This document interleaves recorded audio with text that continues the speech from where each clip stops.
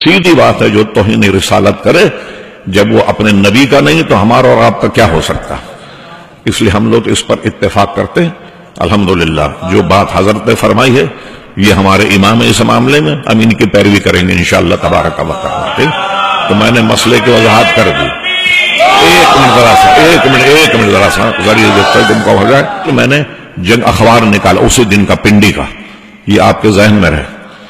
بلکہ جو ہمارے جو بچے چلا رہے ہیں اس تحریک کو نا وہ میرا خیال اس تاریخ کا جنگ منگوا ہے پنڈی سے.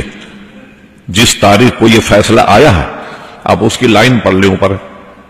سید پرویز احمد نے فیصلہ لکھا. اس نے خود لکھا لیڈ میں آئے کہ اسلامی تعلیمات کے مطابق آپ نے صحیح کیا ممتاز قادری کے لیے. چونکہ ہمارے یہاں تعزیرات پاکستان میں قتل کی سزا پھانسی ہے اس لیے آپ کو پھانسی دی جاتی.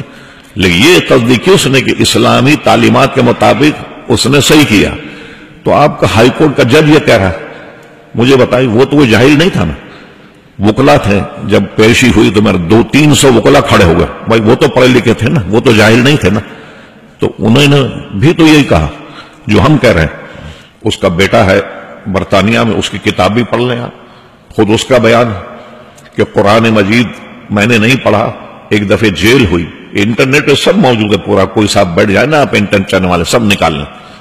تو کہنے لگے وہاں جیل میں جب میں تھا تو میں نے دیکھا کوئی کتاب مجھے نہیں ملی پڑھنے کے لیے. تو میں نے قرآن مجید جو ہے نا وہ اس وقت پڑھا تو پورے قرآن میں میرے مطلب کی کوئی بات مجھے نہیں ملی.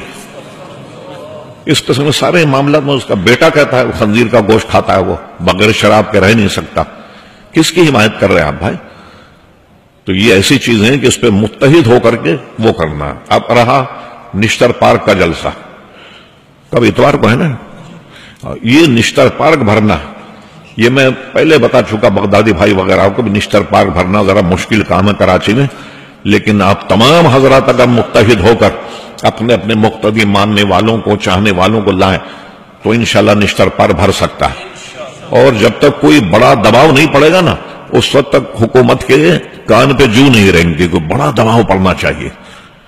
تو مجھے امید ہے کہ جو ائمہ اور خطبہ بیٹھے ہیں یہ حضرات جو ہیں اپنے ذمے یہ کام لیں اور اس کی تشہیر کریں کہ ہمیں نشتر پارک جانا. یہ اب تمام حضرات کی اب یہ ذمہ داری یہ ہے کہ نشتر پارک کو بھرنے کی کوئی اپنے مقتدی اپنے حضرات کو اس پر آمادہ کریں.